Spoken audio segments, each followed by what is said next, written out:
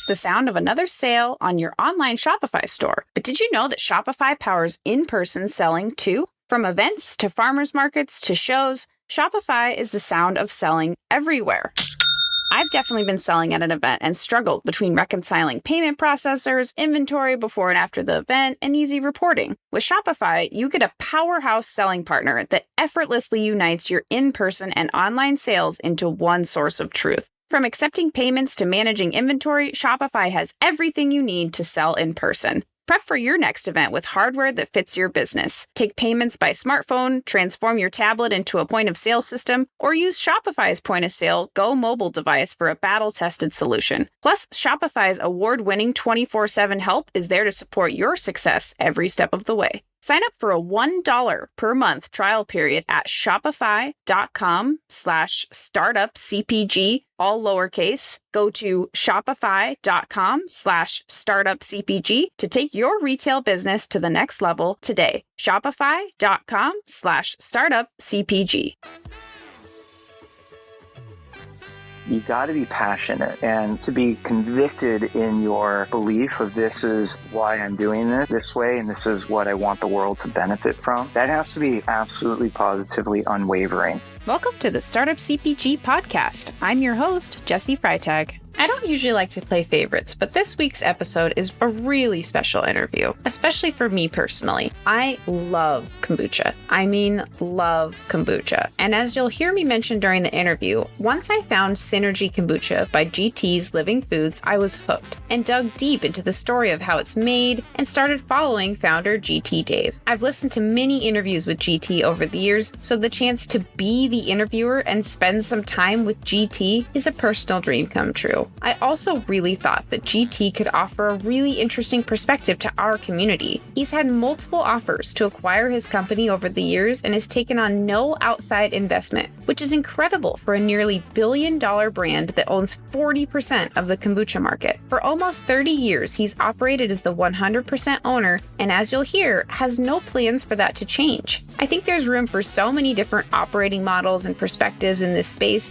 and part of the fun of my job is getting to share different perspectives, hoping that you'll be able to find and take pieces that resonate with you as you build your own adventure. If you aren't familiar with GT's Living Foods, you've no doubt seen the ubiquitous tall glass bottles with a white lotus. The Synergy line is often what people recognize. GT was the first person to bottle kombucha back in 1995 after his parents received a SCOBY from a friend after a trip to the Himalayas. And this was well before you could Google making kombucha. As you'll hear GT mention, he saw kombucha become part of his parents' lives, help his mom while recovering from cancer, and he decided to try to sell a few bottles to the local health store as a 15-year-old who had dropped out of high school. He then got the product into Erewhon and Whole Foods and has grown steadily, while other kombuchas have entered the market, and now it's a whole separate category. GT continues to innovate in the living foods space with ancient mushroom elixirs, non-dairy water kefir, and raw fermented non-dairy coconut yogurt. I've linked a few of my favorite other interviews with GT in the show notes in case you really want to dig into more of the founding story. Today's conversation, we really focus on leadership, culture, hiring, and health and priorities as a founder. Listen in as GT shares about how fermenting kombucha is similar to farming and how their manufacturing footprint has grown, GT's first hires and learnings and why he focuses on culture fit, what it's looked like to grow a profitable business with no outside investment, why he's taken a long-term view on building GT's Living Foods, his advice for starting new categories and educating consumers, how they manage a massive brand ambassador force, what health and wellness looks like day to day, and his tips for prioritizing, and the importance of communicating and setting expectations and relationships as a founder, how he manages being a public figure and why he's chosen to be a visible face of the brand. We have some fun with questions about his love of animals and pets and Halloween, and so much more. Hi, GT. Welcome to the show today. How are you today? I'm doing very well, thank you. Thanks for having me on. Yeah, absolutely. It is my pleasure. I'm so happy to have you here. It's a huge honor for me to get to chat with you. And, I've been a fan of, the Synergy Kombuchas and really all your additional product lines as well over the years. I think, I first tried kombucha maybe it must have been around 2015, a little later than the game than I wish I was, here in Portland. And I tried it and I was like, this is really intriguing. Kind of was trying all the brands.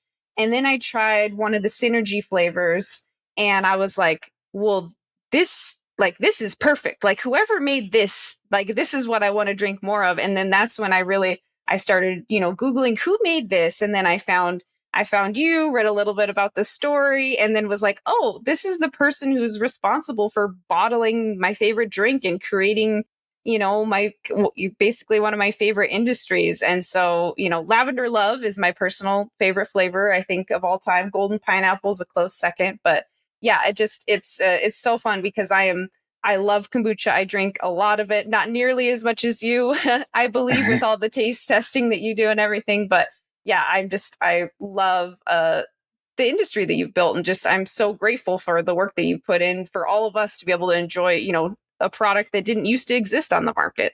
Well, thank you for saying that. I mean, we do pour our hearts and souls into every bottle and batch we make. And as I'm sure you know about kombucha, it's not something that's easy to make because you really grow it more than you make it. And it's very sensitive to how it's made and who's making it and the energy around it. So we do really see it as a labor of love. Yeah, I love that. At one point, I was like, maybe I'll try to make kombucha. I think I bought the original, your original flavor, and I was like, I'm gonna grow my own SCOBY, and I did grow a SCOBY, but it did not. I never got it to taste great, and I was like, you know what? I'm gonna keep supporting the company that I know makes it taste awesome, and keep supporting them existing in the world and making great kombucha. I'm not gonna, work on farming it on my own. So that little attempt made me realize, oh my gosh, this is such a process. And I think you've kind of referred to it as like more similar to farming than, it's not like if somebody says, hey, we need more kombucha, you can't just magically make it happen. It's gotta ferment, it's gotta grow. That's exactly right. I mean, we see our kombucha more as a form of agriculture than we do like a soda or a tea where you're just basically mixing water with flavor and sweetness or something like that. And that's actually how I fell in love with kombucha is when, my parents were making it in the early 90s and they were making it and drinking it religiously. And, just watching it being made, you almost immediately appreciate some of the ceremonial aspects of making kombucha where you really are like growing a plant, participating in the magic that I think Mother Nature creates whenever she creates something. And so kombucha is no exception. So that's something, that I felt almost tasked with to make it my personal mission to not only share kombucha with the world, but also to protect it. Yeah. Oh, I love that. And it's amazing that, your parents were, I believe they're essentially gifted a SCOBY from that someone brought back from like the Himalayas. And then here we are 25 plus 27 years later, you're making millions of bottles a day, but still in the small, like 5 gallon batches. It's so incredible. And I'm wondering if you can kind of talk us a little bit about like, what it looks like today, like to exist as a company, like how big is your manufacturing, like how big is the team now? I believe you have hundreds of people, like just what's the kind of lay of the land for you, and what's the day in the life like for you? Well, it's funny. I mean, what hasn't changed is the way we make kombucha. I mean, the way I made it from my parents' kitchen when I first started my company in 1995 is, believe it or not, the exact same way that we make it today. So to kind of paint a picture for you and the audience, I mean, we start off with organic green and black tea. And then for those that don't know a lot about kombucha, actually, because it's a living thing, it requires a source of energy or food for it to consume and therefore to kind of allow it to grow and reproduce. So in kombucha, it's basically a form of that's a carbohydrate that you can use. So it could be organic cane sugar, it can be honey, it can be agave, it can be fruit juice. So at GTs, we use kiwi juice because it creates a nice kind of tangy flavor note for the finished product. So we blend the tea with the kiwi juice, and then we take what's called a SCOBY, which is an acronym for a symbiotic culture of bacteria and yeast. It looks a lot like a pancake because it's circular in shape and somewhat rubbery in texture. And you place that in what we do is it's a 5 gallon vessel. So that's why we say our batches are small enough to hug because, even like a teenager can lift it up. And we place the SCOBY in this vessel, cover it, and allow it to kind of naturally ferment in a warm, peaceful, kind of almost like nursery type vibe environment where it's fermented for 30 days. And then after the fermentation, the kiwi juice has been mostly consumed by the culture. Caffeine and tannins in the tea has been virtually removed because all these things are nutrients for the culture to grow. And what it does in return is it consumes these and then replaces them with organic acids, enzymes, probiotics, and other nutrients that we can benefit from that improve our health. And so when the tea is finished with its fermentation, it's no longer sweet. It's now tangy and tart. It has this natural effervescence, and it's also rich with all the nutrients that I just shared. And in addition to that, the culture itself also reproduces. So at the end of the 30 days, not only do you have what's now called kombucha, which is the liquid, but you also have two cultures that you can now use to make two batches. And that's what is part of the beauty of kombucha. It's very regenerative, very sustainable, and again, very similar to what Mother Nature does is she constantly reproduces herself.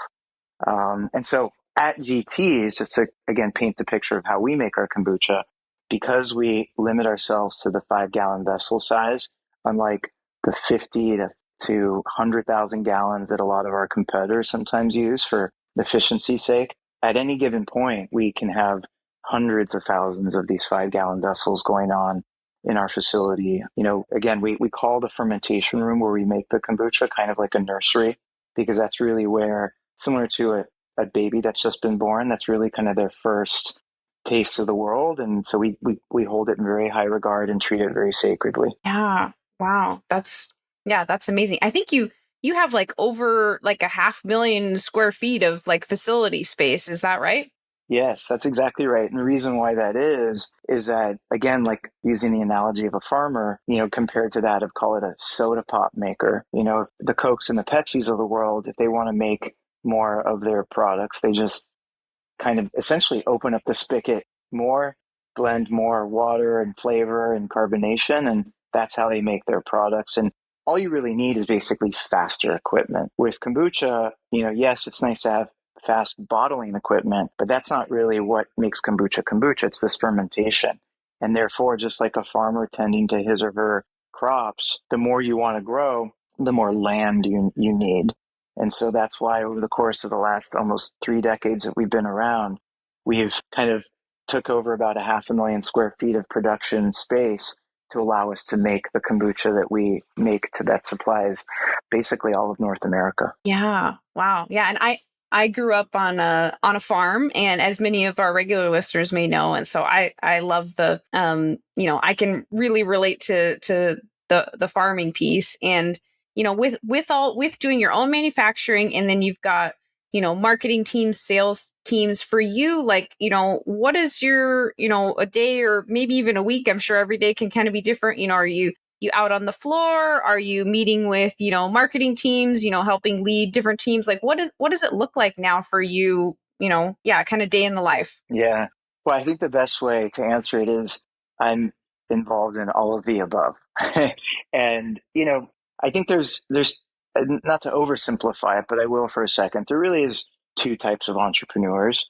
There's entrepreneurs that, for whatever reason, just tend to want to be involved in maybe like sales, marketing, and finance, right? So they want to make sure that their business is doing financially well, want to make sure that sales are growing, and that marketing's kind of slick, cool, and keeping the brand relevant, all of which is very important.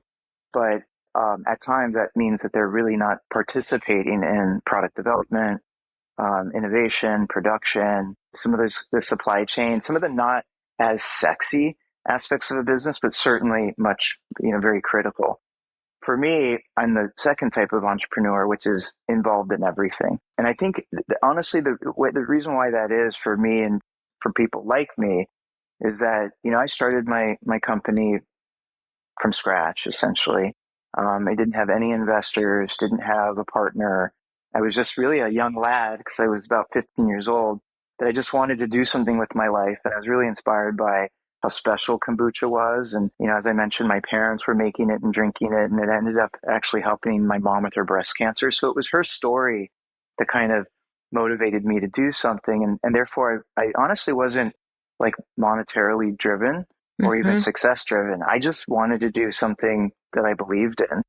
And I think when an entrepreneur starts with that kind of foundation, and there's always exceptions, but generally speaking, it's almost like a parent raising their child. You feel just kind of almost obligated and committed to being involved in this, in every aspect of the life that you've given birth to, so to speak. And so that's why with my company, and this is now answering your question specifically, is I'm involved in everything. So it varies from day to day, but it involves certainly taste testing product. I believe that quality is king, and that's the most important thing, no matter what. More important than marketing, more important than sales or finance.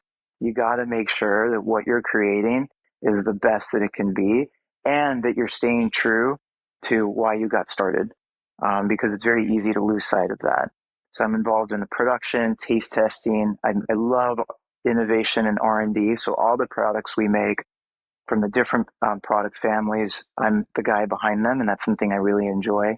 I'm also involved in marketing, a little bit in sales. Sales to me is a little transactional because it's more about selling. I like more of like a visceral connection with things, whether it's my products, my employees, or ultimately the individuals that we are conducting business with. And then I do believe that finance is important. So I'm involved heavily in kind of the day-to-day financial aspects of the business, because that's actually where a lot of entrepreneurs can get caught with their pants down, whereas they have other people handling their finances, and they wake up one day and they're like, oh my God, we're out of money, or we need to raise money. And then that's where you get pulled in potentially into that trap of having to raise capital and selling, your equity and bringing on an investor. And, not to say that it's always bad, but that can really complicate things. So I've been fortunate enough to have to avoid that. Yeah. Yeah.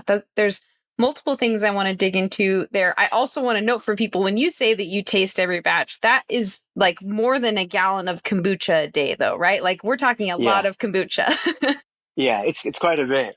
I clocked it somewhere between a gallon and a half to 2 gallons a day. And, it's funny because I am essentially the living guinea pig to Mm-hmm. answer the question of like, can you drink too much kombucha? I think my experience is case in point that you can't really, even though I by no means encourage people to drink as much as I do, but it comes with the job. Yeah. Oh, I love that. And yeah, I think your perspective on growing your brand is so fascinating too. And that was one of the things I was excited about having you on the show, because I think that there's a lot of different ways people are growing, food and beverages. Now I think I've heard you say like different strokes for different folks, which I really like the phrase. But I think the perspective you've taken like a really long-term view, like you're in the details, you want to grow this out. You've had multiple offers for acquisitions, and I'm wondering if you can kind of talk a little bit about that, about your mindset of, you're the sole owner of the company, you've stayed with it, you turned down those acquisitions. And because I think it's helpful for folks to kind of hear different strategies. I know some brands, they get acquired, or they're focused on acquisition, or they get into the business for different reasons. And I think your perspective I've always found really fascinating and refreshing. And so I'm kind of curious on that kind of long-term view you've taken almost 3 decades in, if you can share a little bit more about that. Yeah, absolutely. And I'm happy to. So again, I mean, I don't want to belabor the analogy, but the way I see my business and our brands and the things that we're doing is in many ways like a parent raising a child, right? I don't think any parent truly gives birth to a child thinking like, oh, I can't wait to marry them off and send them away, so I'll never see them again, right? Because then you could ask yourself, what's the point of having a child? So for me, starting a business, which at the time, as I mentioned earlier, didn't feel like I was truly starting a business. I felt that I was just following a passion Mm-hmm. and creating something that I believed in and protecting something that I felt needed to be protected because I felt it could bring a lot of good to the world. So that was always my North Star and continues to be. And that kind of informs why I'm in this for the long run. First of all, I feel very blessed to do something that I love, that provides, a livelihood for me and my family as well as other families. It's something that I'm passionate for and something that, again, I just personally enjoy. And so, it's hard to say that, especially after 28 years. So in my mind, why would I throw this away? Why would I sell it to roll the dice of like, okay, what are the chances of me finding something like this again? Because it's not lost on me. I mean, I interact with a lot of people, my friends, I try to stay grounded. And what I've learned is that people actually can spend their entire life trying to find that one thing that they're passionate about that they can get behind. And so I feel like I've found it. So again, why would I turn my back on it?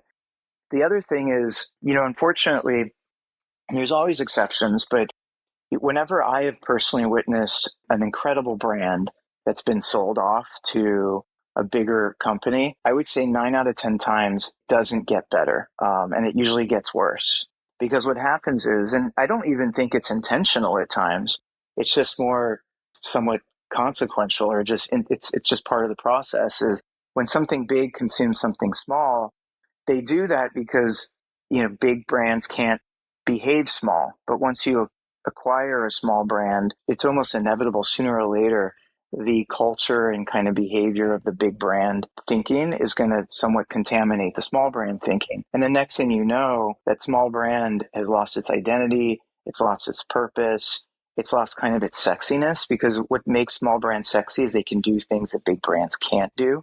They can take chances, they can take risks, they can color outside the lines. And once you get absorbed by a big brand, all of that goes away. And then the heart and soul is gone. In summary, because everything that I make is a personal passion of mine and it bears my name, I just wouldn't feel comfortable selling it off for no matter how much amount of money that I'd be offered in exchange for the risk of the quality and integrity to go down, for me to be regretful of the fact that like essentially my child I abandoned. And so that's why I'm here and I'm here to stay. And I feel very blessed to be able to do what I do. And that's why I have no plans on selling or no plans in kind of stopping what I'm doing. Mm-hmm. Yeah. Well, I really appreciate you sharing that. That's really helpful and just inspiring. And I am curious because also I don't believe you've ever raised any outside investment money. And, has it over the time you've been growing this, like I assume as like a 15, 16-year-old, most 15, 16-year-olds are, aren't thinking about, CPG grocery store margins kind of thing. Like, what does it kind of look like for you to build a business that could support, long term? You see a lot of brands kind of go in like not profitable, like raise money kind of to like help, with that eye on acquisition. And so you've had to build a profitable business because you're not waiting for that, exit or anything. And so can you share a little bit about what that's looked like? Have you had to figure out along the way, like, especially when you were younger, of like, oh, like this is what it looks like to actually make money doing this and make sure that the business keeps existing? Oh yeah, absolutely. I mean, especially in the early stages of your company's life, you have to be obsessive about making sure that you're being financially responsible. And that's difficult, I think, for a lot of brands because they want to grow their sales, they want to grow their distribution. They even sometimes want to expand their lines and do, flavor extensions and things of that nature, all of which require money. And you can sometimes get caught up in that and then forget that making money is important. So ever since I started, I was fortunate that I was basically a one-man show. So I didn't really have an overhead. And I was making my kombucha from my parents' kitchen for the first 2 years of my company's life. So what that meant is not only did I not have a labor overhead, but I didn't even have a rent overhead. And every single literal penny that I made would go back into the business. I didn't pay myself. Fortunately, I was staying at home, so I kind of didn't need to. And I just kind of squirreled away all the profit from the company. So when it was time to move out, get a commercial facility, start hiring, I had that savings to get behind it. And then from that point forward, I was just always about, and it was somewhat in the back of my consciousness. I mean, it certainly was intentional, where I was very sensitive to not grow too fast. And there was two reasons there. I didn't want to grow too fast because I didn't want to lose quality, because that's where a lot of brands mess up, is they want to take over the world overnight. And then they realize that you can't preserve the integrity of your products if you grow that quickly. Mm-hmm. In addition to that, I think I was somewhat like an overprotective parent, as I've said before in the past, where I just wanted to keep my products special and close to me. So I didn't want them to be nationwide. I mean, for the first 3 years, it was basically only sold in like California. And So the point of all this is that I think when you're very cautiously optimistic and very conservative and very sensitive with where you go and how you get there, you preserve your profitability, and therefore and you start to almost like establish a certain behavior of being financially conservative, that you don't have to worry about, am I profitable or am I losing money and things of that nature. And that's why even today, we don't have the advertising budgets that a lot of our competing brands in the kombucha space, as well as in the adjacent functional beverage space, have and use, because, a lot of those brands aren't profitable and a lot of those brands are just positioned to sell, which is fine. But for us, we want to grow our business responsibly. Mm-hmm. And therefore we kind of take the path less traveled, which is kind of, as we've used the phrase, like, slow is steady and steady is fast, or something like that, where it's like, Mm-hmm. if you just do it kind of steady Eddie, you'll get there. May take a little bit more time, but when you get there, it'll be so much more of a richer experience than if you just raced to that destination, if that makes sense. Right. Yeah. No, that totally makes sense. Because yeah, I think it was, you mentioned like you got into Whole Foods like 4 years or so in, and then like National was like that was 2005 ish, right? About that was like 10 years in when you took everything national, right? Yeah. And that was interesting because, what I had to do to almost essentially resist the growth to be nationwide sooner than 10 years since I started is I had to say no to a lot of opportunities, which was hard for me and even ultimately hard for the other party that was being somewhat denied. Because, brands, when you're riding that wave, you almost feel like if I don't say yes now, maybe this opportunity won't come to me. And I certainly had those moments where I had to tell like a major nationwide chain, like, I'm not ready to sell to you right now. So that was those are really tough decisions, but luckily I think the universe was on my side, because when I was ready, they were still ready, and things worked. And so I didn't make some of the big mistakes that I sometimes think that you can make if you move too fast too soon. But it definitely required a lot of self-control. Yeah. Yeah. Wow. And you mentioned being a one-man show for a long time. Like I think like, those first 10 years, and then now you have a team, you have hundreds of people that you work with. And I'm wondering with for you, like what it has looked like to kind of level up as a leader. Like when you work on your own for 10 years to then go to having a lot of employees, like I assume there's some learning curve in there of, working with lots of other people and, just manage, when you go from 5 to 10, 10 to, 50, 50 to 100, like all those stages that seems like a lot to manage. And I'm curious for you what that process has been like. Has it required some, introspection or like some conscious, like, all right, these are the things I want to focus on as a leader? Like, what has that process been like for you? It's an interesting process. I mean, again, I say this somewhat jokingly, but there is some seriousness in the statement. Is hiring employees is a lot like dating to get married. And the reason why I say that is there are versions of intimate relationships. Like, we all know that at times we can spend more time with the people we work with than the people we, are married to, Mm-hmm. or even are related to, family and what have you. So, therefore, and you always have that disadvantage where, unlike real life, like, you can go on a series of dates and have a series of interactions before you get married. In the employment space, maybe have like a handful of interactions and then you're basically going to get married. And so, what I've always tried to do is make sure first and foremost that there's just alignment. There's alignment philosophically, there's alignment even spiritually, and then there's an alignment in the work ethic. And, I'm not going to deny that at my company, I think one of the secrets of our success, or at least one of the reasons why we're successful, is we're ambitious, right? Like, the way I describe my personality is I'm intense, I'm a perfectionist, and I'm incredibly ambitious. And so that translates into very fast pace and like no room for error, and perfection of the standard. And so that does require a certain type of individual.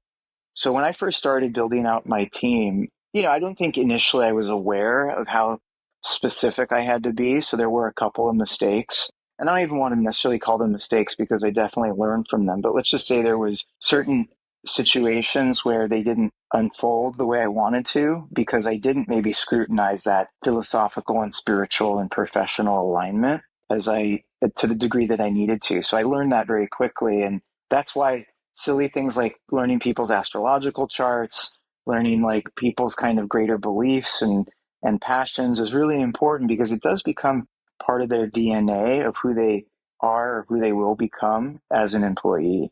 And so, that's why there's a lot of energy and a lot of attention that's put into identifying who it is that we need to work with and what they need to have from a personality standpoint to be successful. And it's a journey, and it's an ongoing journey. Mm-hmm. Yeah. I appreciate your introspection around, your leadership style. And I think I heard once you say that, if you haven't been able to work out in the morning, that you've canceled a meeting before. You don't want to deal with me after I haven't worked out in the morning.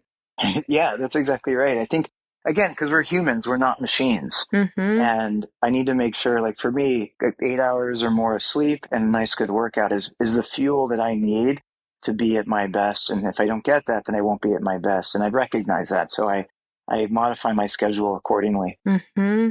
Yeah, I love that. And to your note on just like, kind of finding people with the right energy, I think you had an employee who kind of, started in maybe manufacturing, and then essentially just like really was the right fit culturally and has worked all the way up to like executive level, and then helps find the right, decide who's going to be a fit for the culture. Like, can you share a little bit more about that, or other employees who have just kind of like, they've been a fit, and how that helps kind of maintain the culture? Because at this point it's not, it can't all be on you. Like, I assume that you got everybody that kind of fits, and then everyone's kind of helping find the right fit and maintaining the culture, that the right culture.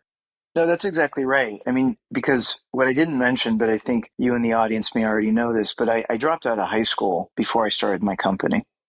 And the reason why that's important, and I'm not saying like this is the right way of doing things, this is just how I do things, is that I guess because I don't have, a really impressive academic background, I therefore don't put a whole lot of weight on someone's academic background. I think it's important, don't get me wrong. But I think there are some companies that like they only hire MBAs. And, I think that's interesting and certainly can work. And depending on the relationship as well, and depending on that brand, if that brand's like hyper technical, hyper transactional, like MBAs are great. But I think for something like what we do at GTs, where it's a lot more heartfelt, again, this homegrown farmer vibe, and that kind of philosophy and ethos is threaded throughout everything we do, from finance to operations to marketing and so forth. I tend to like to find individuals that, yeah, it'd be great you have a solid background, whether that's academic or whether that's just your career and past lives at other companies. But what you can't teach is attitude. And so that's why I probably over index or overemphasize attitude over even academics. And because that means that if you have an attitude and a perspective that's aligned with mine and the businesses, then that is something that you can't fake and you can't teach. Everything else you can teach. Certain skills you can teach. And so that's why, like in the hiring process and the relationships that I've cultivated with my employees, it's always just making sure first and foremost that we are of a like mind. Mm-hmm. Yeah. No, I really like that, and I also just I've found that true, and has worked well in my own experience too. Some of the best people that I've hired have like I've seen their work, I've interacted with them, and I'm like, this is a person that I want to hire. And then they're like, well, I don't have the educational background for that job. Where I'm like, well, yeah, but you got the right attitude. Like, we'll figure it out. Like, let's make it happen. Like, I can tell that you're the person that's the right fit, and I want to work with you as a fellow human. And we'll figure out all the rest is just all details versus what fancy certificates or education you have. So I really love that you brought that up. Yeah, you're right. I mean, again, perspective it informs so much. And so it's always important to understand people's perspectives. Mm-hmm. Yeah. And I'm also, since we talked a little bit about, like you trying to get 8 hours of sleep and, working out. And, I feel like there's a lot of pressure when you're growing a company to kind of cut corners on taking care of yourself, especially for founders. It's a big topic in our community of founders trying to find balance, trying to get sleep.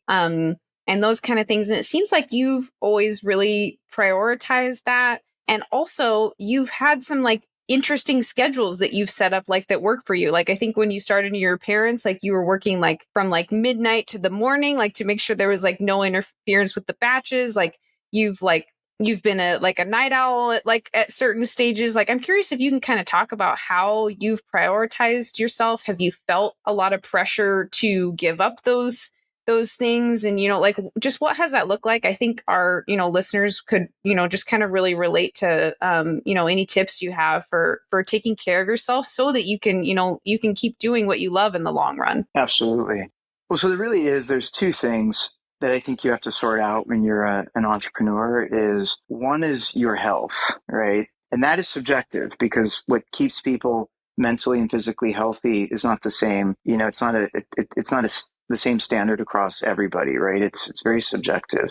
So for me, it's sleep and exercise. And then what I should add is probably a third is obviously a good diet. But that to me kind of manages itself because over the course of the last few years, I've been able to develop somewhat a standard way of eating that I don't even have to think about it. But sleep and exercise requires more thought. And so that is like the health bucket. The other one, which is tricky because it's very contingent on where you are in your life. Because like, again, I was very fortunate to start my business when I was a teenager. I, therefore was very young. I didn't have a wife or kids or a mortgage or any of those kind of obligations or responsibilities. So I was able to, yes, don't get me wrong, there was a lot of sacrificing on my personal life. Like I had no friends, no social life, not to get TMI, but I was like a virgin until like my early 20s because I didn't even have the opportunity to like date. I mean, I was basically like asexual. And so, that was hard, but it was not an issue for me because the exchange of being able to build something that I loved was great. So in my mind, I had balance, even though to the outsider looking in, getting up at, as you mentioned, midnight is not normal, but it didn't affect me that way. I think where entrepreneurs have to be careful is, yes, you've got to always take care of your health. And that is really important because if you're not healthy, you're not going to be very useful for your business. Because you're not going to be thinking clearly. You'll start getting sick. Like only bad things will come. And that's why it's important to take care of your health. But on the other side of the spectrum, which is what I'm referencing more of these other responsibilities that are perhaps to family, even friends and lovers, you really have to manage expectations and you need to make sure that, again, your eyes wide open to the circumstances around you. So like, for example, if you're in a relationship or better yet, you have a family, if you're seeing that what this hypothetically, this business you're about to start is going to take you away from your family or away from your loved ones, like you're going to have to really sort that out up front and be really honest about it because people don't do that. And then they realize that it becomes a problem and it can actually be somewhat cancerous to your professional growth because there's something on the side that's like this black cloud, this unresolved issue that's starting to kind of rear its ugly head and creating kind of an uncomfortable situation. So you have to really get in front of it and establish, like, get everything out in the open, get a lay of the land, and almost establish certain guardrails so you don't wake up and go, oh my God, I'm going through a divorce because I didn't spend enough time with my wife, or my kids don't know who I am because I didn't spend any time with them. That's something that you want to get in front of and make certain commitments. And so to avoid as much as you can an unfortunate outcome there. It's easy. It's easy to. I say a lot of time, like, my business is my firstborn and my first marriage. And, I say that to my husband and even to my kids sometimes, which is like, hey, like, I got to take care of this within reason. And so as long as everybody understands it, then I think things will be good. That understanding is critical. Yeah, I appreciate that note on the upfront communication and laying it out there so that everyone knows what you're getting into. It's when, like you said, it sits on the sidelines and simmers, and that clarity is super important. It really is. Kind of going back to some early days of hiring, like, what were some of your first hires in the company? Like, do you have any stories around maybe the first couple people you hired? Like, did you hire people first to help you make kombucha? Did you hire, people on the sales side? Like, maybe your first couple, do any stand out to you as like, big moments of of hiring and just kind of growing out your team in the early days? Yes, there definitely was. I mean, I had a variety of experiences. And, I think, again, because I'm such a perfectionist, I was reluctant to delegate the secret sauce, so to speak. So the actual making of kombucha was the last thing that I delegated because I Mm. felt, that was the most special and needed therefore to be protected the most. So what I delegated initially was like the labeling, the delivery, the sales, all those things that really didn't affect the actual quality and integrity of the physical product. And then my biggest moment, which took a while to be honest, which was when I eventually found somebody that I could hire with confidence and trust to make the kombucha the way that I would make it, which is with like 100% pure love, care, and in the quality and all of that. And, it took a while to relinquish that fear or concern about giving it to someone else. But once I was able to, it was a beautiful experience. It's almost like falling in love where you're like, wow, now I know what everybody's talking about, or this feeling is like something I've never felt before. There was this beautiful moment of being able to delegate something as important as making my kombucha, and then, but also at the same time having confidence that it was going to go well.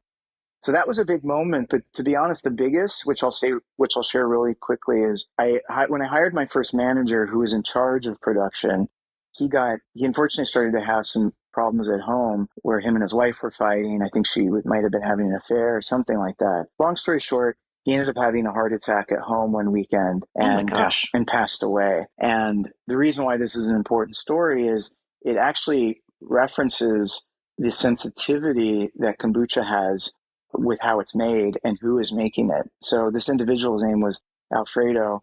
Alfredo seemed to be very unhappy because of his challenges at home for a minimum of 2 weeks. And so what happened was after he passed away, every batch that he made within that 2 week period of where he was very unhappy, they all turned moldy, and none of the cultures reproduced, none of the tea fermented. They basically just died. And so it was really interesting that it almost felt that like, and this was an eye-opening moment for me of, again, like, hey, you need to be very sensitive to who you let make your kombucha, because there's almost like a transfer of energy. And so Mm-hmm. it reminded me that he was unhappy, therefore his batches were unhappy, and therefore they were not healthy because they're lack of happiness. And so that was just, again, a permanent reminder of I have to be very careful of who I let make the kombucha, because again, it's a very personal expression, and it is a transfer of energy, like I said. Yeah. Wow. Wow. Interesting, That's right? really wild. Yeah. Yeah. I mean, all of your products are, like the name, living foods. So yeah, that's wow. Are there any other any other stories from some of those first few hires that you had, or anything that any big learnings that you had, like from employees that you hired as you scaled? I'm always super curious of stories from those kind of, when you're kind of under 10 employees. Those first few hires always seem really, critical and formative to a business. They really are. And again, it goes, I can't stress enough the importance of ensuring alignment, physically, philosophically, spiritually, all of that. Because once you have that, you almost feel like you're a family. And I know, family, the term family can be sometimes overused in business and somewhat misused. But, certainly when you're 10 or smaller, you need to have that family vibe, right? Everybody needs to feel connected and valued and part of something bigger than them, because with that, like, just, I don't know, there's just something magical happens. It can't be transactional. Like, you can't be having just 9 or 10 individuals that are there just because of a paycheck, because it will show. And so in my opinion, whether it's 10 people or 10,000 people, it gets harder as you scale, because I mean, I'll admit, like, I don't know the names of every employee that I employ. I Mm-hmm. once did, but now I just can't. And so that's just case in point that it's inevitable that as you grow, you can't be exactly the same as you were when you were smaller, but generally speaking, you can. I mean, I really encourage my management team to have a relationship with their direct reports as if we were, a 10-person company. So there's ways to do it, but you got to put forth the effort, and it's easier said than done. Do you feel like your email and SMS marketing campaigns are falling flat? If you want to increase customer retention and convert leads, a winning email and SMS marketing strategy is a must-have. Strategy Maven Agency transforms your email and SMS program to help you increase sales, build real customer loyalty, and focus on impactful results. Strategy Maven Agency delivers to help scale your brand, especially if you feel frustrated by revenue plateaus, were let down by another agency, would rather use your time to focus on other initiatives, or if you've let your email and SMS program get a little neglected. They are experts, aka mavens, and will treat your CPG brand like their own. So say goodbye to cookie cutter strategies and promises without execution. For a free account audit, go to strategymavenagency.com and mention Startup CPG. That's Strategy Maven, MAVEN, agency.com, and be sure to mention Startup CPG for a free account audit. Hey there, this is Kim on the Startup CPG team. Did you know that over 70% of in-store promotions are not effective and over 80% of brands will fail while promoting at the shelf? But you have to run promotions with retailers. So what's the solution? Thankfully, PromoMash, the only all-in-one promotion management platform, and Crisp, a leading retail data platform that integrates with over 40 retailers, have developed a joint solution that gives CPG brands a level of visibility and control they've never had before over their trade spend and promo performance. A free 30-day risk-free trial is available exclusively for Startup CPG members. Just go to promomash.com/startupcpg. PromoMash is spelled PROMOMASH. To see for yourself what more effective promotion planning looks like, that's promomash.com/startupcpg, or the link is in the show notes.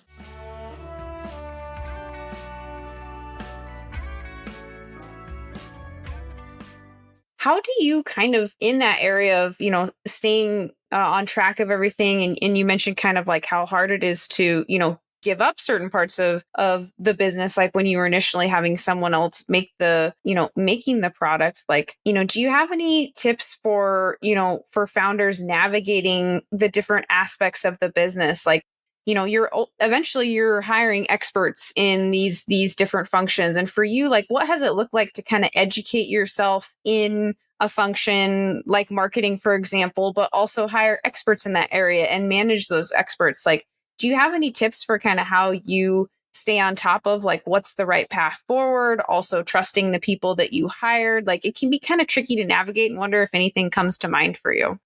You're right. It can be very tricky. And I think what's very important, because this is actually where a lot of companies screw things up, right? As they get bigger, they start bringing in these outside resources, these experts, these consultants, these advisors, and they sometimes just take their advice blindly because they go, this guy has an MBA, or this guy has an impressive resume, or this gal did all these great things. And I think, yes, that's important. But, what my personal approach has been is, as I said earlier, is every brand and entrepreneur needs to have his or her North Star. And the North Star is, this is why I'm doing this. This is why I got into this. And this is what I'm looking to accomplish. And it almost has to be like your constitution, where you like write it down and you don't change it, and you put it in like a glass case, and it's basically gospel. And so, like, for me, I always wanted to make great products that improve people's health and lives. And again, is really honoring Mother Nature. And that was and is my North Star. And so when, a lot of times when these advisors come in, they and there's always exceptions. So this is something that, again, is just a general statement, but they typically come in with like the same approach, which is like, all right, let's cut costs and let's get lean, or let's grow faster. And it's almost like, I call it like the steroid approach. And I say that because like I'm a fitness guy and I've never done steroids. And I've seen guys and gals that have, and yeah, they look great initially, but it's such a shortcut that at some point something bad happens, right? And so that's what happens when these individuals come into the picture, is they come in with a different mindset that's almost hyper focused on, explosive growth or increasing profitability. And listen, profit and purpose don't coexist really well. And so I guess what I'm saying is, you need to be like super explicit with the guardrails, the non-negotiables, and make sure that that's clear to everyone, yourself, your employees and these now outside individuals that are coming in, so they can't and won't even try to mess it up. Because that's what my experience was, is early on, because I had no business background, I wanted to get advisors. And one of my first advisors was actually a good friend of mine who was older and very, very experienced. He was like a CEO of a very respectable company. And his first advice was, you need to put your product in plastic. And I was like, why? And he said, oh, because your profits will just quadruple. He's like, plastic is 4 cents to 5 cents a bottle, and glass is 25 to 30 cents a bottle. Like, do the math. And I said yeah, that's right. But my product won't be good anymore. Right. So it violated, and this is what I'm getting at. It violated that like constitutional belief of like, we need to make the best product possible. And so because I had that, I was able to reference it and said, hey, plastic would change the flavor of my product, adversely change it. And therefore that violates this constitutional position that I've established for myself. So I won't do it, even if it means I'm turning my back on millions of dollars of additional profit. So that's just an example of how I think entrepreneurs have to navigate the world of making sure that you like triple check and double verify the advice that you're getting, and you really kind of compare or contrast it to the values that you established early on and that hopefully are still in place, because then that will help you. That will actually give you all the insight and the guidance and the directions that you need. It's that kind of that instinct of, does this feel right or does this feel wrong? Yeah, I really like that. I like the reference to like, it's kind of like a brand constitution and a personal and for the company, because I think that, especially when you're small, it's basically a barrage every day of advice and things that people say, and you can get conflicting advice in the same day from two different experts that say, do this, do this, do this. And unless you've really written down and, and internalized, where you want to have your different stakes in the ground and lines in the sand be for you, it can be really easy to just kind of get pushed off of the original path that you were meaning to. You can still be well-meaning, but you just didn't kind of set up a firm enough boundaries for yourself. And pretty soon you're wandering down a path that you didn't mean to be wandering down. Yep, that's exactly right. That also reminds me of, you manage like a massive brand ambassador force. Like, I have been walking around in multiple cities and someone has come up to me and handed me a bottle of kombucha, and they are always just ecstatic, upbeat. Like, it's always such a positive experience. And I'm curious about like, if there's what goes into managing that as a company. What kind of strategies have you thought through of, teaching people about kombucha and getting it in people's hands? Because sampling and education about a product is really important. And I'm sure it's, shifted and grown over the past few years, but kind of curious about your perspective on, kind of your brand ambassadors out in the world, anything really intentional that you think of for hiring, maintaining, educating those group of people out in the world, representing you with your name on the products. And yeah, kind of curious about your thoughts on that piece.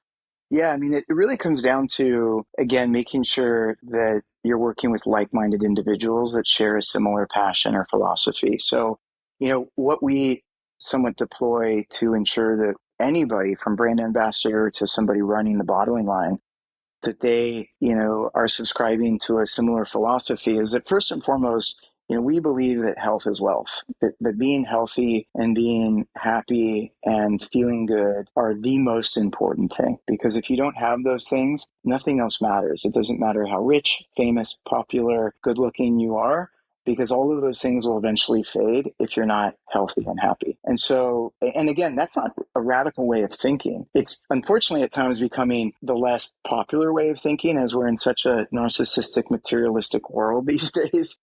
But generally speaking, there's still a community of people that understand that being happy and healthy is the most important. And so those are the individuals that we like to work with. And again, like I said earlier, then you don't really have to teach them anything as far as their behavior. You don't have to teach them to be happy. You don't have to teach them to be kind. You don't have to teach them to be passionate. It's just, it's part of who they are. What you do teach them is like the knowledge on the product and some of the technical stuff that, it's important for them to know. but the energy that they put off, like what you reference is when you've encountered our brand ambassadors, how they're happy and kind and all of that. Like that's just because that's who we try to cultivate. And we've been fortunate, and there's always exceptions where sometimes things change and we have to make a change. But more often than not, I think we do a really good job of establishing the appropriate criteria for who we want to work with. And then that criteria really ensures that we're working with great people that are going to behave beautifully no matter what, and really represent the brand and help further kind of our ethos. Are there any I don't know, like really tactical pieces in there that have helped you scale up a program like that? Like, is it specific screening questions or like, because I think, and this applies to all hiring, but I feel like especially with like brand ambassadors out in the world, like, a brand will manage a few and then, maybe get to 10, and then like as you keep growing, it becomes more and more difficult, and as the founder maybe gets more separated from the process. Like, is there anything really tactical or from like a process perspective that you found helpful to like make sure that as like a process person, I'm always thinking about that of like, how do you have a process that supports the culture coming through, like, from a tactical perspective? Yeah, I mean, it really actually kind of goes back to what we were talking about earlier about not growing too fast. And so, there actually was a time, and this was right before the pandemic, where, as much as I'm embarrassed to admit it, there was a time where not every single one of our brand ambassadors was meeting the quality standard that we had set for the brand and the company. And it obviously wasn't intentional. It was something that I then discovered later on. And it's because, lo and behold, we grew too fast, right? In 2018 and 2019, we had all these opportunities presented to us. Like Coachella came to us and wanted us to present at Coachella for free, but wanted us to curate this like kombucha garden and so forth and so forth. So we were almost like forced to a certain degree to kind of triple our brand ambassador headcount. And so that can translate into hyper growth and growing too fast. And so in that, there was a time where we didn't necessarily have the type of quality of brand ambassadors that we needed. And so we learned from that. So now to answer your question, I think the best way to maintain it is just to be very steady and thoughtful about it. If you're hiring 10 people, it's easy to kind of screen them and be patient with who you get versus hiring 100 people. And so that goes back to kind of the rule of thumb that is a consistent theme, I think, in this conversation is entrepreneurs have to be mindful, they have to be patient, and they have to be somewhat conservative with how quickly they grow and what they do to support that growth. And then again, when you do that, you're able to maintain your values, your integrity, and ultimately your quality standards. Yeah, that's super interesting. I'm also wondering if you have any advice, 'cause it's kind of related to brand ambassadors and educating people about your product. When you started, kombucha wasn't available in bottles, and so I'm curious about now you have helped build out this industry, which is incredible. And we have we have founders in our community that are some of them are operating in existing categories for sure, but some are kind of venturing into a new territory, a new category that doesn't really exist yet. And I'm wondering if you have any tips around that, or if there was any kind of maybe frustration is the wrong word, but just like like, how do I get people to know about, like, I know my product's incredible, how do I get people to even give it a shot, like to get them to try it? I know they're going to like it. Like, any advice for kind of, that you wish you could go back and give yourself of, building out basically a new category? Well, it's interesting. I mean, we're still kind of going through it, not with kombucha per se, but there's a degree there, which I'll share in a minute. But I mean, if you look at our portfolio of products, whether it's like our raw coconut yogurt or our ancient and mushroom elixir, which is our live, or our raw water kefir, and so forth and so forth. I mean, I actually really, for better or for worse, I'm more interested and intrigued with creating something that the world has not seen yet before versus creating something that the world has already seen. And so I can answer your question from ongoing experience. I mean, when you're creating something new, that's quote unquote you're creating a category, so to speak, you have to be patient, right? Because it's not going to happen overnight. It's not like selling like, the next coconut water or the next cold brew that people already know. You're kind of exposing them to something that they've never seen before. And the human nature typically is somewhat a little bit fearful of things that we don't understand. And so new things can sometimes fall into that category. So that's what I went through with kombucha. But I'm going through that even with our mushroom elixir. I guess the short answer is you got to be patient. You got to be passionate. And what I mean by that is you have to be convicted in your belief of this is why I'm doing this. And this is why I'm doing it this way. And this is, what I want the world to benefit from. That has to be like absolutely positively unwavering. So because when you have, again, the patience and the passion, then the third thing is you can't be greedy. And it's a little bit synonymous with the patience is that, it's sometimes easy for entrepreneurs, and it's certainly applied to me to a certain degree, that when you're starting something new, you're looking around you and you're seeing success in other areas of your world, perhaps. Like, let's say, like when I was doing kombucha, what was popular around me was vitamin water. And vitamin water was like growing ridiculously and then ultimately sold to Coke for 4 billion. So if I was, again, that could have potentially frustrated me. But here, I'm taking the slow and steady path, and this other brand just like blew up overnight and sold for billions. So that's why you can't be greedy. Like what I always use is what my fulfillment then and now is my fulfillment of doing what I do comes from knowing that I'm making the best products that I can make and that it's helping people's lives. It's not I'm making the most money that I can make or I'm the richest or the most famous. Like that's not important. And so that helps me stay focused and not get too tempted or too persuaded or even too discouraged by the success that's around me. So I'm able to be passionate, patient, and somewhat humble with my expectations. And that way I can kind of weather any storm. Yeah. Oh, that's great. For a line like the Alive mushroom elixirs, or like I was just able to try the Agua de Kefir the other day at Target. The branding is stunning. I saw it on the shelf. I was like, I immediately need to buy this. I bought the prickly pear version, and then I was like, I wonder who this is by. And I turned it over and I was like, of course it's by my, one of the favorites. Who else would come up with this incredible branding and flavor and another amazing living food? It was no surprise once I, turned over the bottle. But, what are you thinking about with those, from an education perspective? Like, what does that look like from a, marketing perspective? Like, what are you working through with your marketing team to think about building out? Like for the sales team, like, is there anything, since you've gone through the process with kombucha, are there specific kind of tactical things and different functions that you're thinking through? Like, oh, let's equip the sales team with this or the marketing team with this. Like, kind of curious about anything from those current products that you're building out. Yeah, you know what it is that first of all, thank you for what you said earlier, because I created Agua de Kefir from scratch, and the branding was kind of my personal creation. And so I love that you resonated with it. So, whenever I create something, whether it's a flavor within like our Synergy line or a brand new product line, it's almost always coming from a personal place of, I have a certain need state, right? So with like Agua de Kefir, I created that because I wanted something that was a living beverage that had naturally occurring nutrients in it, like kombucha does. But I wanted to have a different flavor profile, different use occasion. I could maybe have it at night, have it with food, use it to hydrate. Because, kombucha is actually not hydrating because it's so cleansing. It's more of a diuretic. And so, I look at my life and my health holistically, and I don't believe that any one thing is the silver bullet, right? Everything kind of collectively plays into your overall health.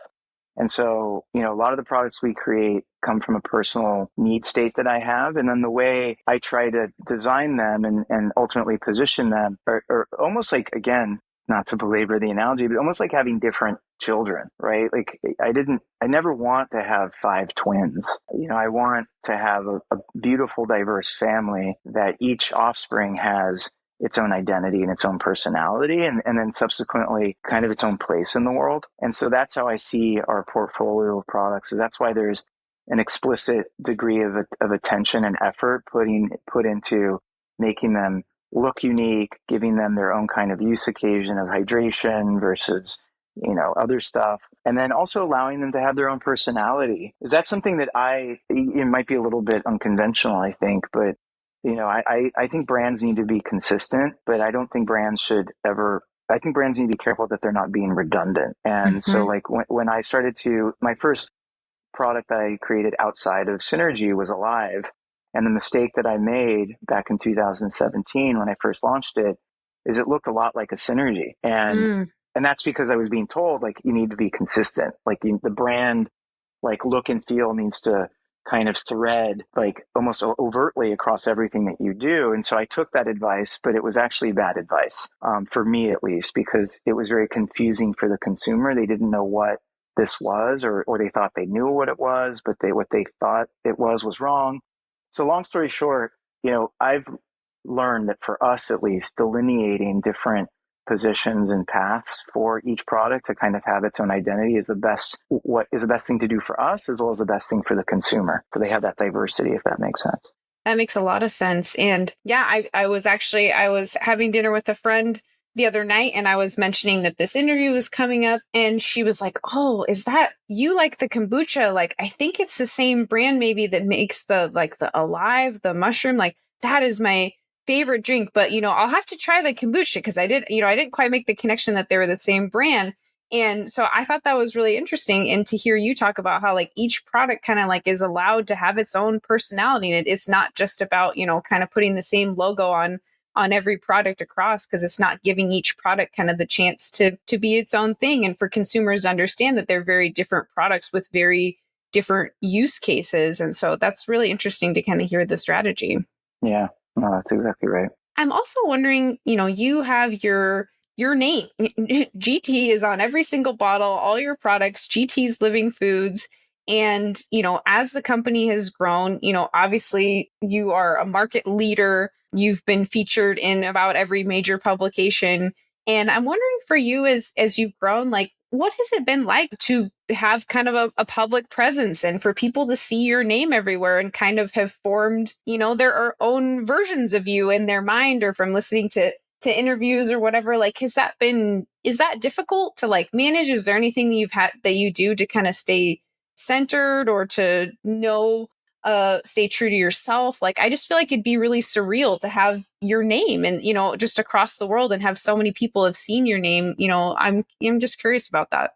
Yeah, it's definitely interesting. I mean, especially for me, because as I mentioned earlier, I didn't get started to get famous, right? And by the way, still don't think I'm famous, but I think everything is somewhat relative. And so therefore, but there wasn't a desire to be a public figure in any shape or size. But with an entrepreneur, as soon as you start growing your business, you quickly realize that, okay, I need to behave like a leader, because there's people that look up to me. So whether that's, again, if you're a company of 10, you still have 9 or 10 people looking up to you. So there's a leadership role that you almost immediately fall into. And I think when you're being a leader, it sets you up for somewhat of a public figure position, because you're tasked with leading by example, or being looked up to, or being somebody that has to have the answers to the questions or the guidance that people need. Fortunately, I was able to somewhat stay under the radar as a public figure for like the first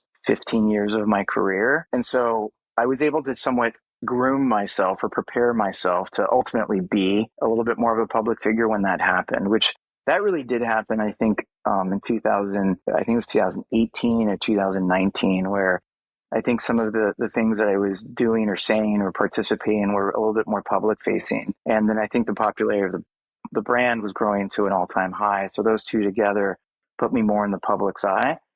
But at the end of the day, I mean, like I said, I didn't start this to be famous. So I don't put a lot of equity in any kind of fame or any kind of public perception of me. I mean, I obviously don't want to be perceived as a horrible person, but like I could take or leave the followers on Instagram or the followers on LinkedIn or whatever platform. What I just want to make sure is that people, and this actually was something that pushed me more into the public's eye, is that I've learned that if people don't know who you are, especially for a company like mine, they can sometimes think that this is just a faceless corporation, right? Because there's a lot of those right now where even in the health and wellness space, they play a good game of saying like, oh, this is coming from founders or a founder's type of story or mission, but in reality, it's actually like Coke or Pepsi wearing a disguise. So I Mm-hmm. learned that early on that it's important for me to be somewhat conspicuous with the fact that this isn't a faceless corporation. GT is the name of a person, a human being that started this, and what you're buying or drinking or supporting is an extension of his philosophy. Therefore, I think it's important that you understand, where everything's coming from, so you have that context. That, in addition to, I've learned that if an entrepreneur is too quiet, that someone could inadvertently steal their voice and therefore start changing the narrative. And so we started seeing that in our industry a few years ago, and I think that was yet another reason why I felt more obligated to lean into a consumer-facing conversation, because I really wanted to make sure that people were getting things from my mouth and hearing my side versus getting somewhat unsubstantiated information that's somewhat fake news from another source. Yeah, that's really interesting. And I mean, as someone that has seen you as a public figure and, followed you and appreciated the kind of connection to your product. And I always appreciate that you do seem to, are out there answering questions, you're out there sharing your story. And like, I think it was a couple years ago, there was one media outlet kind of had a interest, they had cut up an interview with you and in a way that kind of had a particular focus to it. And there was a YouTuber that kind of reacted, and you just reached out to them and said, "Hey, come to my house, come hang out. Let's hang out and have kombucha." And then they published that video. And like, that was just so fun that you just like, you kind of took a narrative that, someone was trying to push you down and show people that you were this one version. And you just kind of reacted and say, "Hey, no, come get to know the real me." And I really enjoyed, seeing that and just, seeing you get to have fun and just, kind of show yourself for who you are. So I think that that's so cool. Thank you. Yeah, I think it's important just to be real, because at the end of the day, like, I'm a human just like you. I have my hopes, dreams, wishes, and fears just like you. And I think it's important for people to see entrepreneurs and, people that we kind of put on a pedestal as humans, Mm-hmm. because then it shows that we have that same vulnerability that you have, and then it helps us relate to each other. Mm-hmm. Yeah. Which leads into my last couple questions are just a little bit more like fun, goofy. The first one is I believe you've had some like interesting pets. Like I think I've seen you with an owl, I've seen you with the bunny. And like I'm curious, like, do you still like what pets do you have now? Like, are your kids into pets? Like what's pet life at the house like now? It's a really great question. So right now it's actually pretty calm. I mean, we just have one bunny. I like bunnies because I grew up with bunnies when I was a young boy, and they unfortunately didn't live very long because we lived up in the hills. So somehow, some way, like the coyotes, the owls would get to them, and so they would Mm-hmm. never last very long. But as an adult, I was gifted a bunny and was able to now protect her. And she actually lived up to the age of 11, and then she passed away at the beginning of this year. So I got another bunny. So that's Bunny that you probably saw in the Forbes video that you referenced a minute ago. Her name was Madonna, and then I replaced Aw. her with a new bunny when she unfortunately passed away, with another bunny named Gizmo.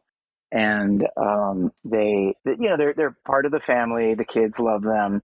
I think it's important that children can interact with another living thing, because then they understand the sensitivity and care and thought that needs to go into not only interacting with them, but ultimately even taking care of them. At some point, we want to get a dog because we also think that's the next stage of animal life with children. But that's in LA. In Hawaii, where I have a home, there's thought to develop a little bit of a ranch because we have some extra land. So, want to get some chickens, want to get maybe like a miniature bull, or like a little goat or something like that. Because, I mean, again, I think animals certainly are an extension of nature, and I think they have such a gentleness and a selflessness to them. And in many ways, they almost have like an unconditional love. I think it's really important for humans in general, but specifically young humans like children to interact with, because I think it develops character and perspective. Yeah. Oh, absolutely. Yeah. Thank you for sharing about that. Because yeah, as someone that grew up on a farm, like we had horses and, a bunny and cats and dogs and even a bird at one point. And I think that was so just pivotal to growing up. And yeah, you develop a certain gentleness and just understanding of, how you impact other beings and creatures and how you can impact for good and for not good. And so, yeah, that's really cool. Yeah, exactly. And my other fun question is, I believe, from online that you seem quite into Halloween and dressing up. I've seen an incredible Hellraiser costume that you did, Two-Face. Like, I've seen the families, the Flintstones. Like, is there a Halloween costume, like either for you or as a family, that you're like, I hope we get to do this, like in a future Halloween?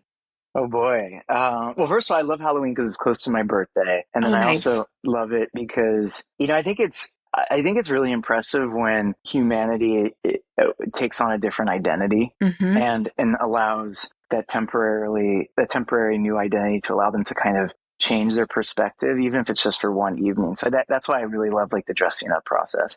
Wow, of a costume that I hope I get to be. It's funny. I kind of dictate the costumes with the two costumes that you referenced, Two-Face and then Pinhead. They were part of the theme of an event that I host every year that we've dubbed Fright Night. So it's a Halloween party that I host for 800 of my closest friends, and and I like to establish a general theme. It's not a mandatory theme; it's somewhat directional, but like. I did like the superheroes, supervillains, which is the Two-Faced one. And then I did the Addams Family one, which was just more goblins and ghouls, where I did Pinhead. So this upcoming party, I'm doing like a crazy killer clown / haunted circus type vibe. So I guess I don't know if I'm answering your question, but I'm trying to actually think of what my costume is going to be. I haven't decided. I just like things that allow you to disappear and to take on again that identity for that night. So I don't know if I have a good answer for you right now. That's okay. It's super interesting to hear your kind of perspective behind that. And I love to dress up. And so, when I've seen that from you, I thought that would be fun to hear a little bit more about. So that's awesome. And then, I guess my, a kind of final question just would be, you've done so many interviews and I've listened to so many of them, and I'm grateful for all the time that you've shared for, people like me to listen and learn the story behind products that we love. Like, is there anything that you've wished that you've been asked or that you don't get a chance to talk about, as much as that you'd like? I just wanted to give you a chance to share anything that, you're like, man, nobody ever asked me this and I've always wanted to share about it. Wow, that's a great question. I think I actually have been able to share a lot about my life in recent times. So I'm grateful for that. I guess the part that I feel that you can never overemphasize is again the love and care and humility and thoughtfulness that goes into what we do. I think in this day and age, it's easy to overlook that because there's so much noise in the marketplace, whether that's social media, whether it's online, whether it's in other areas, that I think even like the best brands can get misunderstood. And I think sometimes we inadvertently get pulled into that equation of people thinking like we're a giant brand that's sold everywhere, that has all this success. So we must be the bad guys, or we must be in it for the money, or there must be like a big brand behind us kind of being the puppet master. And so I always just try to go out of my way to say that's actually not the case. And, we're sizable in our market share and where we sell our products, but we're still very small in everywhere else. Like the way we behave is very small company. The way we create is very small company.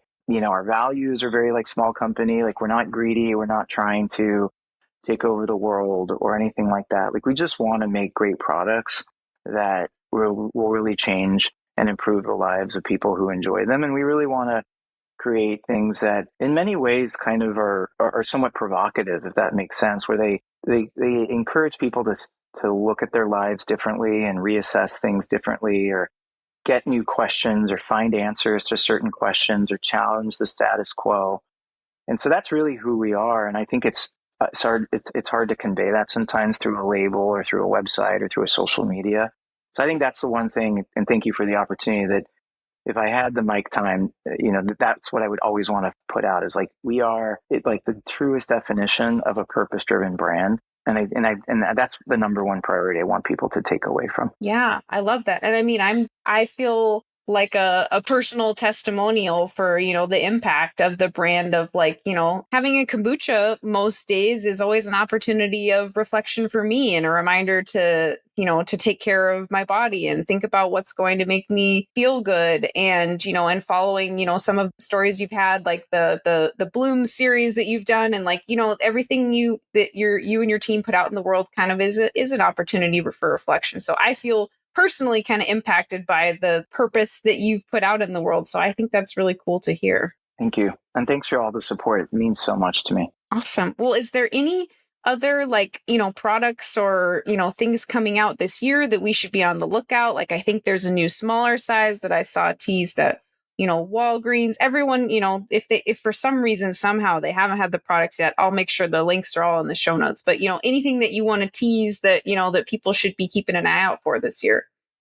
Yeah, I mean, I actually really appreciate the opportunity to say something because we actually have a lot going on right now. I mean, we have our Island Bliss Synergy that we debuted earlier this year, which was inspired by my travels to Hawaii, specifically the island of Kauai. We have the Agua de Kefir that you referenced, which is brand new. It's only sold at Target, but later this year you'll see it at other stores.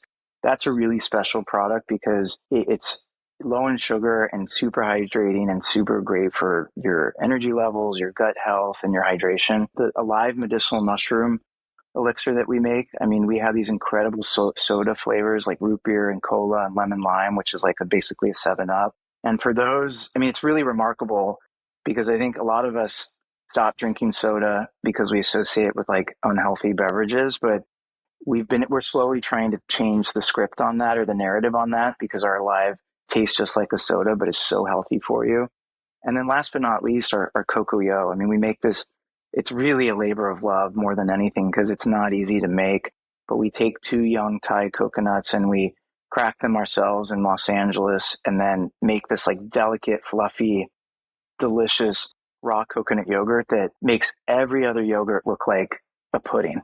And, when people try it, they have this incredible reaction because it's something you've never tried before. So, I just encourage you and your listeners to please check these out and let us know what you think because we really do put our hearts and souls into everything we make, like I said, and always want to hear what people think about what we're making. Yeah, amazing. Yeah. And I got to try the Island Bliss. It was incredible. It was everything that I wanted it to be. It was absolutely amazing. I have the peach cocoa in the fridge at home.